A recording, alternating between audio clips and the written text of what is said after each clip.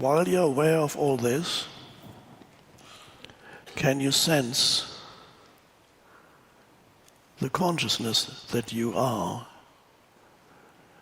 the presence, the silent presence, one could say, the silent presence in the background of your perceptions.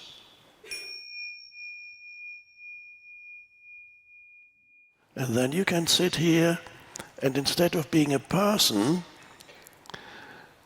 perceiving this through the veil of the person's conditioning, you sit here perceiving this room,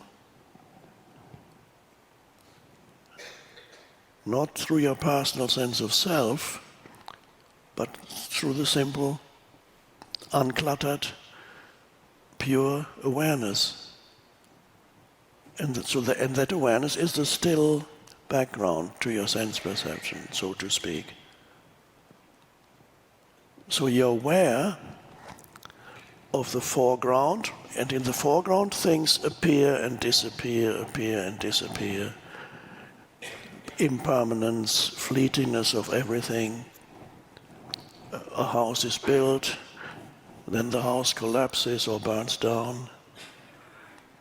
Bodies are born, grow, and then they get old and then they die. And situations, they come, they go very quickly. All these things happen in the foreground. Everything happens in the foreground. And even your thinking is, one could say, is still the foreground of what happens in your mind. It's the foreground. Ultimately, everything happens in your mind. But the background is the stillness behind it, that which is the awareness. So, and this is what the Indian term Sahaja samadi would be in both worlds. So samadhi itself, you could totally withdraw and forget all about the so-called external world. Sahaja samadhi can be in both worlds. So you sit here, aware of everything, and present. There's the presence in the background. And that is also stillness. And that is your essence identity, not the narrative of your person. That is the narrative that calls itself my life. That's a short-lived phenomenon. So you are essentially the presence. That's a wonderful realization.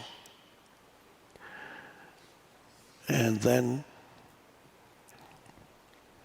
especially when things in the foreground become difficult because you lose something. In the foreground there's gain and there's loss. You gain something and you lose something. There's success and there's failure. And you have the opposites. There's even happiness and unhappiness. Happiness and unhappiness.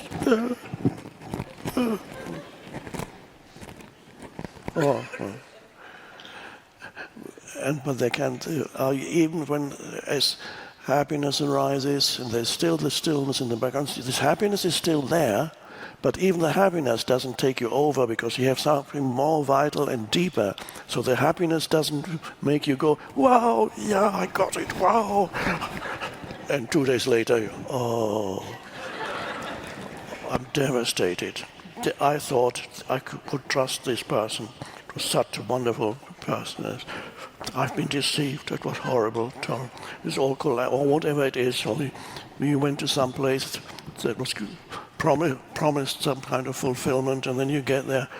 Oh no. So the fluctuation, happiness, unhappiness, There's something deeper than happiness and unhappiness, and that's the stillness behind it all. And from there you can observe. So, and then with something that makes you unhappy, it doesn't devastate you. It is, let's say, unfortunately, if you have witnessing something that is would usually be called tragic, or let's say your house is burnt down, unfortunately, it can happen. Then you are there, you're not, of course you're not happy, but, and of course you could say you're unhappy, but not it does not touch the deepest levels of your being anymore. It remains a surface room.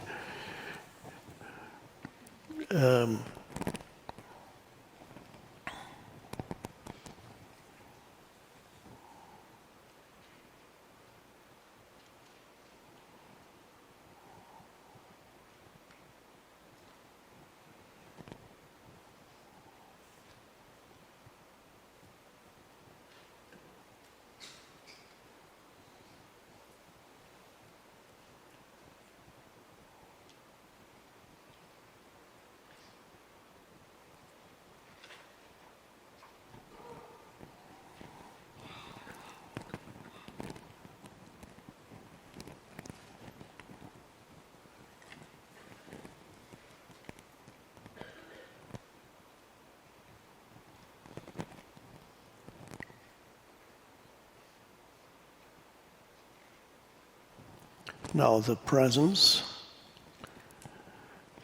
consciousness, awareness. How do we use these words? One could say that when we say awareness, that means consciousness has become conscious of itself. Because you are consciousness, and then you become conscious of yourself as consciousness. Consciousness is the greatest mystery in the universe.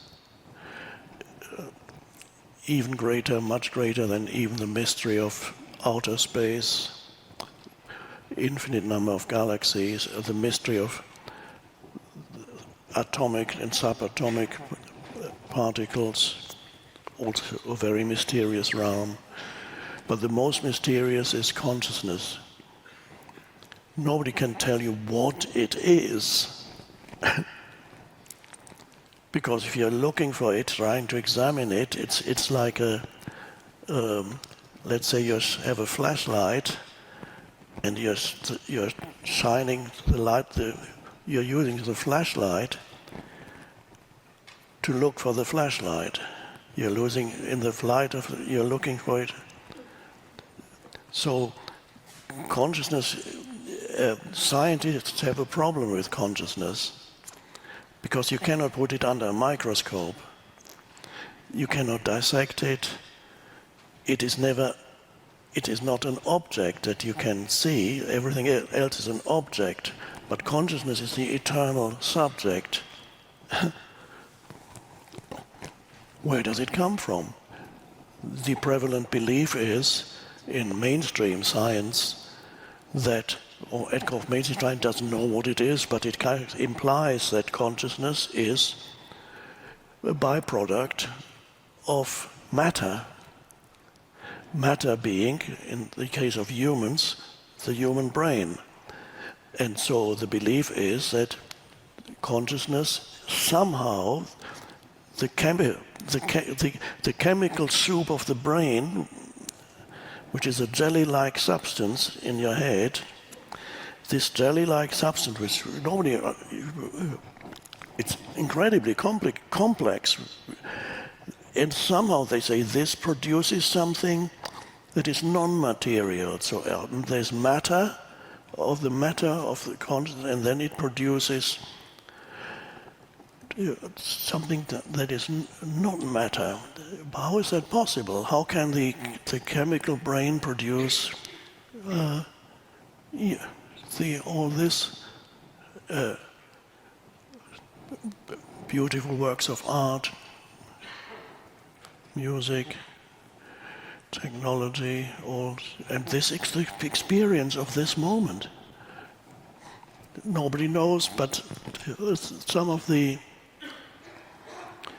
great scientists, they recognized that consciousness ultimately is not a product of the brain, but transcends all that it is, that the foundation of the universe is not matter, physical matter, but consciousness itself.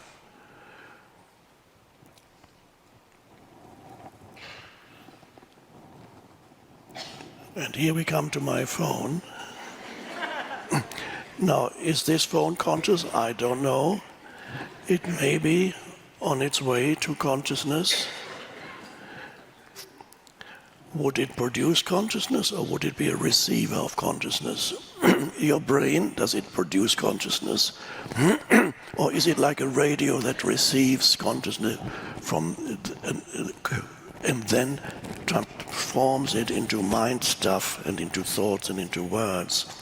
Does your brain receive consciousness or produce consciousness?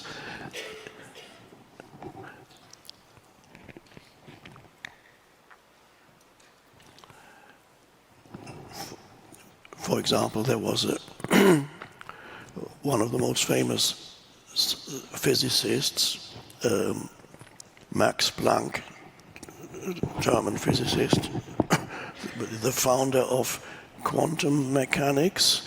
If you want to know what that is, go to Google. And so, but he was one of the great scientists,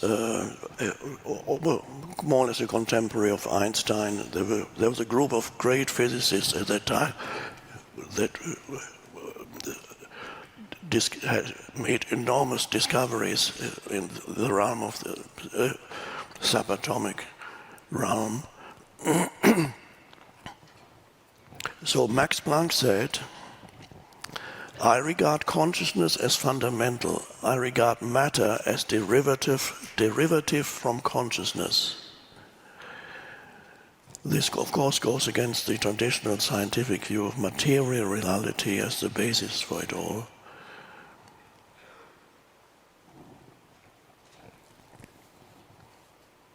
And he also said, all matter originates and exists only by virtue of a force which brings the particle of an atom to vibration and holds this most minute solar system, which is the atom, together.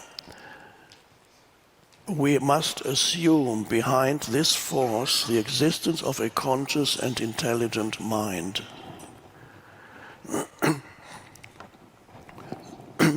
The consciousness is the intelligence behind all the phenomena that we see in the so-called physical world. There's an organizing principle and a vast intelligence behind it all.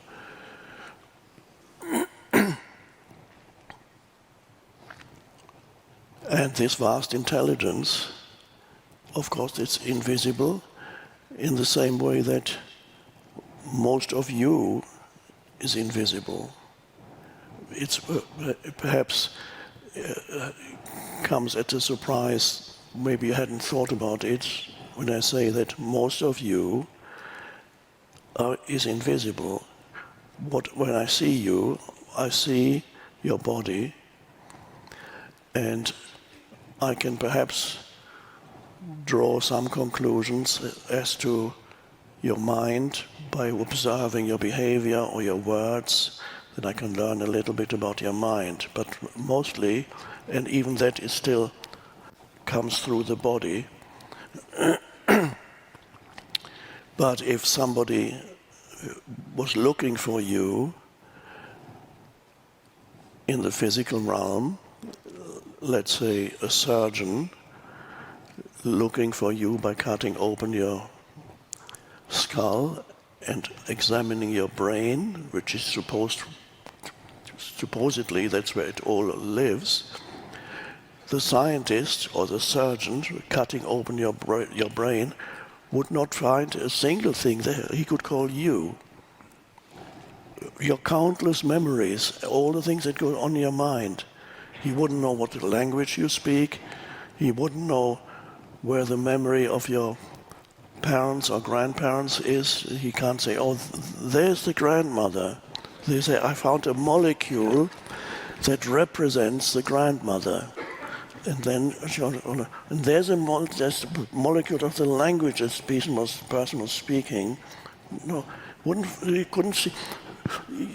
If the brain is damaged, he could try.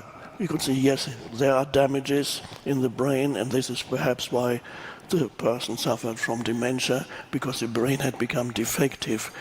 This is similar to examining a radio, and when the music is no longer coming through very well, you examine the radio, and you see that rust particles have accumulated, and so it's not functioning very well anymore. But what you consider to be you are an invisible phenomenon. Because every thought already exists in the realm of invisibility. Yes, the brain is necessary in the same way that the radio is necessary to play the music. But you are essentially an invisible entity, which means most of you does not even exist in this dimension.